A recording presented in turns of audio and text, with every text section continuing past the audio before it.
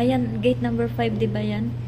Yung doon daw, nauna raw yung ano, nauna raw yung ano be, yung gate 3, gate 4. Tapos kumalat na raw. Ngayon ito yung gate 5 yung tinututukan ng bumbero. Wala na be yung mga ginto.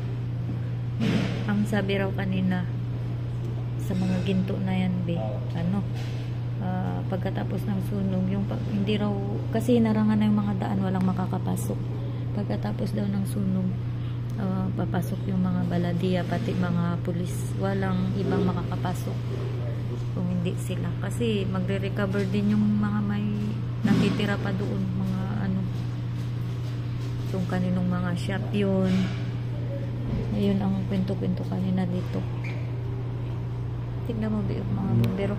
Kanina pagdating ko, usok na usok dyan. Yan, hanggang dyan. Ngayon ito na lang yung kunti na lang yung usok.